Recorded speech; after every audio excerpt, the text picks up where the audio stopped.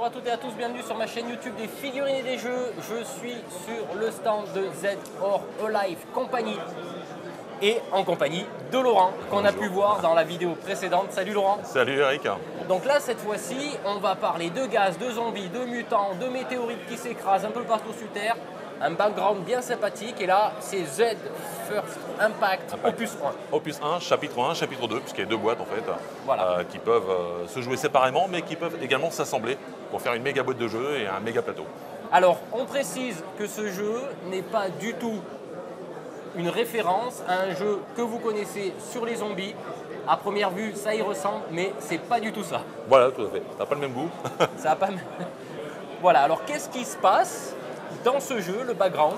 Alors le background en fait, des météorites ont touché la Terre, comme tu disais tout à l'heure, donc dans différents endroits du globe, et des gaz toxiques sont sortis de ces météorites-là, ont commencé à infecter toute la population mondiale, qui a commencé déjà par décéder et ensuite revivre sous forme de zombies.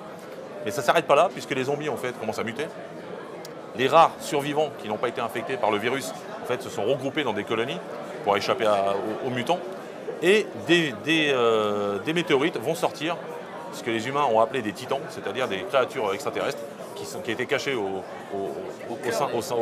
cœur des météorites et qui, en fait, c'est un plan d'invasion totale de la planète et d'annihilation de la race humaine. Donc, vous allez incarner en fait des survivants. Donc, dans la boîte 1, vous avez 4 héros qui sont des éclaireurs qui disposent d'un véhicule. Ils vont arriver donc. L'action se situe dans une grande ville nord-américaine, on va dire, pour pas la citer. Donc il y a des bâtiments. L'avantage, c'est que tous les bâtiments, vous avez des tuiles, vous pouvez rentrer. Il y a des étages, des sous-sols, des choses comme ça. On peut faire effondrer des bâtiments également. Vous avez des tuiles qu'on peut faire effondrer pour annihiler des quartiers. Et puis, comme je disais, il y a un deuxième chapitre sur l'Opus 1, chapitre 2. Là, le chapitre 2, en fait, vous avez l'équipe de combat qui arrive. Donc 4 nouveaux héros. Plus costauds, encore plus badass que les premiers, parce que les premiers sont plutôt, c'est des éclaireurs, donc ils sont plutôt, on va dire, furtifs. Et les seconds vont arriver pour tout défoncer, en sachant que sur la deuxième, il y a le Titan qui est là, qui est dans la deuxième boîte, et qui est donc la créature ultime à combattre, le boss final en fait. On les prendra en gros plan. D'accord. Donc juste pour finir avec le background, en sachant qu'on a appelé ça Opus 1, chapitre 2, puisqu'en fait, avec Hervé, nous avons écrit plusieurs opus qui sont en préparation. Voilà, donc on a l'opus 2 qui nous emmènera dans les monts Oural, l'opus 3 qui nous emmènera sur une autre météorite, cette fois-ci tombée au fond de l'océan à côté d'Australie. Donc voilà, il y a toute une vraie histoire, c'est une véritable histoire racontée au sein d'un jeu de société. Et donc, c'est pas juste en fait un jeu avec 2 chapitres, il y a vraiment toute une histoire à dérouler. Et c'est ça qui est bien. Et il y a combien de chapitres? Combien d'opus? D'opus. Il y a 7 opus décrits, 7 avec une fin. Il y a vraiment une fin, donc on aimerait, ne serait-ce que pour les gens qui nous ont fait confiance et qui ont suivi Z First Impact, qui ont acheté les boîtes, qui nous réclament la suite. Voilà, donc on voudrait continuer l'aventure. Alors, il y a une communauté de fans. Oui, tout à fait. C'est sur Facebook, c'est sur forum? Sur Facebook, il y a une communauté de fans qui s'est formée autour de la page Facebook de Z First Impact, donc qui nous demandent régulièrement des nouvelles, qui nous au départ qui s'était formé pour avoir, comme on n'est pas sorti dans le circuit traditionnel des distributeurs. Il faut savoir que pour la petite histoire, tout a été fait. Nous-mêmes, on était 4-5 dans l'équipe, c'était très réduit, on n'a pas fait de Kickstarter, donc on a fait ça à l'époque comme des passionnés. Donc, voilà. Forcément. Et du coup, c'est vrai que ça va moins vite que les gros studios d'édition. Mais bon, voilà, c'est ce qui fait aussi le charme de ce type de jeu, c'est qu'il a le mérite d'exister et il a le mérite nous, on a le mérite de continuer pour les gens qui nous soutiennent dans ce projet. Bon, mais super, en tout cas, le matos a l'air super bon, les tuiles sont super bien dessinées. Ce que je vais proposer à Laurent, ça va être de nous montrer un petit peu les cartes, le matos qu'il y a dedans, et ensuite, allez, un petit tour de jeu, un petit comme ça. Une petite phase de jeu pour montrer comment ça se passe. Allez, on y va? Ok, pas de problème, ça marche. Alors, chaque personnage en fait a sa tablette de jeu. La tablette de jeu donc, qui est assez précise, puisque en fait, dessus, vous allez avoir vos points de vie, qui sont ici avec une réglette, avec un curseur que vous allez faire descendre au fur et à mesure que vous allez perdre des points de vie. Donc c'est assez réaliste, puisque dès que vous allez perdre un nombre suffisant de points de vie, vous allez perdre aussi des facultés. Des facultés à vous déplacer, à tirer, à tirer, à utiliser certaines type d'armes ou même à combattre au corps à corps. Vous avez ici des munitions. Donc vous avez différents types de munitions en fait, que vous allez pouvoir ramasser dans le jeu. Et voilà, puisque en fait, on a voulu vraiment faire quelque chose d'assez précis et que dans les mondes apocalyptiques, on n'a pas des munitions à profusion. Exact. Donc là, c'est pareil pour un fusil à pompe. Vous voyez, j'aurai des munitions à ramasser, des cartouches ici. Et voilà, si j'en ai suffisamment, à chaque fois que je vais tirer une cartouche, je vais descendre. Et quand j'en ai plus, à moi de fouiller pour en retrouver. Ensuite, nous avons l'apparition des zombies. Alors un début de jeu simple en fait. Vous avez dans tout le plateau en fait, vous avez des rues en fait, des entrées. Et en fait, on va jeter les dés pour savoir combien de zombies vont arriver et surtout combien. Donc on jette les dés. On fait par exemple ici, voilà, 3. Donc on va piocher 3 cartes zombies. On va découvrir de quel type de zombie il s'agit. Donc en l'occurrence ici, il s'agit d'un toxico, un deuxième toxico et d'un hurleur. Donc on va placer nos figurines ici. Voilà. Et on procédera pour chaque entrée de la ville. C'est-à-dire qu'il y en a encore 4 entrées en fait, à faire entrer des zombies.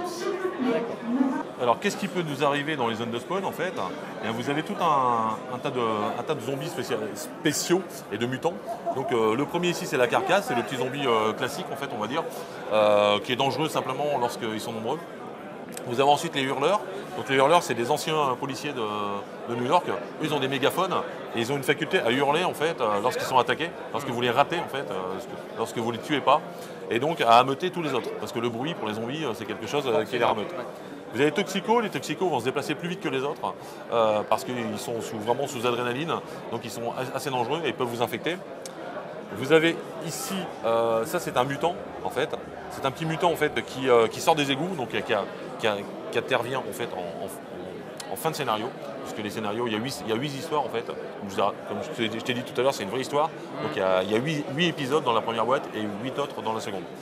Ici, vous avez les blobs, donc qui sont des anciens des anciens pompiers de New York, voilà, gonflés de gaz et qui aspergent jusqu'à 3 cases, donc très dangereux. Ici, vous avez les ravageurs qui ont la particularité de monter sur les toits, parce que je vous ai dit qu'on pouvait monter nous-mêmes, eux aussi. Et enfin, vous avez les colosses qui, eux, ont la faculté d'arrêter le véhicule, puisque je vous rappelle qu'il y a un véhicule dedans. Voilà. Il y a un véhicule compris dans la boîte. Voilà, il y a un véhicule, c'est le Rhino, ça s'appelle le Rhino, et c'est le véhicule d'exploration des éclaireurs. Et dans chaque opus, il y aura un véhicule. D'accord. Et là, on précise que les figurines, bien sûr, dans la boîte ne sont pas peintes. Non, les figurines ne sont pas peintes. Non. Voilà. Alors, je me retrouve sur la table de jeu avec Laurent qui va nous expliquer quelques mécanismes. Voilà. Donc, il faut savoir que dans ce jeu, lorsque vous allez faire intervenir votre personnage et que vous allez vous balader à découvert dans les rues, il va se passer des choses, surtout si les zombies vous aperçoivent. Donc, par exemple, ici, on a les héros qui viennent d'arriver, ils sont sortis de leur véhicule. Ils vont commencer à explorer la ville pour remplir leur mission. Donc on va en prendre un, Chaos par exemple. À votre tour de jouer, vous allez pouvoir faire 3 actions de jeu. Donc vous allez pouvoir vous déplacer, vous allez pouvoir combattre, vous allez pouvoir fouiller également dans des trucs. Donc là on s'aperçoit qu'ici vous avez des zombies qui sont déjà dans la rue. Vous en avez d'autres ici à l'autre bout de rue. Et donc si je me déplace, je suis sur un parking, je suis à découvert de toute façon. Donc voilà, je vais faire mon premier déplacement pour aller Alors il y a des cases. Alors ça c'est des cases, il y a des petites cases, des grandes cases. On passe d'une petite à une grande avec la même dans le même mouvement, d'accord. Donc il y a des petites ruelles d'une case. C'est juste plus long à traverser puisqu'on n'a que 5 de déplacement.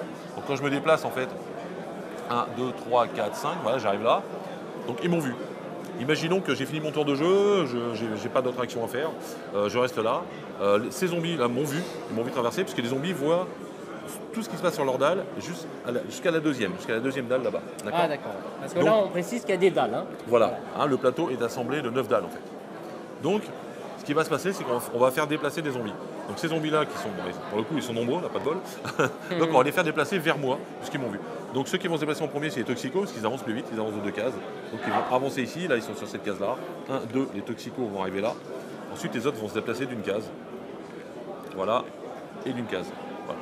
Là ils forment une horde, il faut savoir qu'ils forment une horde. Et donc à la fin du tour, à la fin quand tous les joueurs jouent, en fait, à la fin les hordes vont encore se déplacer d'un mouvement sur le devant ou s'ils voient quelque chose. D'accord, une petite question Laurent, dans ces cases comme ça, ils peuvent contenir combien? Il y a un maximum? 4. Voilà. Donc 4 figurines par Voilà. case. 4 figurines par case, s'il y en a plus, l'autre est systématiquement poussé. Ce qui s'est passé derrière. ici d'ailleurs. Voilà. Voilà. Et l'autre se met derrière. Généralement, on met les plus rapides devant en fait. Et au fur et à mesure des déplacements, la horde va s'étaler puisqu'il y en a qui sont plus rapides que les autres. D'accord. De combat, oui, alors, parce que c'est vrai que c'est bien de dire qu'il y a des zombies partout, mais à un moment donné, il s'agit de les éliminer, hein, parce que sinon, ça devient un peu dangereux. Alors, on va simuler un combat pour vous faire comprendre comment ça marche entre Chaos, l'un des éclaireurs, et un Toxico que je vous ai présenté tout à l'heure. Donc, à savoir que dans le jeu, vous avez chaque zombie en fait à sa carte. Donc, il y a autant de cartes de Toxico qu'il y a de zombies, etc. Et donc, sur la carte du Toxico, sa petite fiche d'identité, en fait, on va trouver plusieurs informations importantes, notamment ici, celle qui nous intéresse, comment l'éliminer. Donc vous voyez que Chaos a un fusil à pompe, c'est la carte qu'il a dans son inventaire. Il a ici, donc ça c'est le petit logo des fusils à pompe, qu'on va retrouver sur la carte ici. Donc on s'aperçoit ici qu'il faut faire 5. On a 2 dés pour le combattre. 5 ou plus. Voilà, 5 ou plus dans un lancer pour éliminer Toxico. D'accord. Donc si je suis à distance de tir, puisque en fait mon arme porte à 3 points, j'ai un point d'impact ici, et c'est une arme qui fait du bruit. Donc automatiquement il y aura une conséquence. Ouais. Donc je jette les dés. Je fais 6, donc il n'y a rien de trop. Donc j'élimine. Ah d'accord, il faut cumuler les 2 dés, Voilà. c'est pas 5 ou plus, c'est pas 5 ou plus sur un dé, c'est Voilà. 5 ou plus sur 2 dés. Tout à fait. Donc le résultat des 2 dés en fait fait 6, donc voilà, je dépasse. Fait même 7 on dirait, puisque j'ai un point d'impact à rajouter si j'en avais eu besoin. Donc j'élimine mon Toxico, d'accord. On reprend sa carte qui retourne dans le paquet de cartes, qui ressort. La figurine est remisée en dehors du jeu, d'accord. Et par contre, comme j'ai utilisé une cartouche, sur ma tablette de jeu, voilà, je vais descendre le curseur dans mes munitions de shotgun.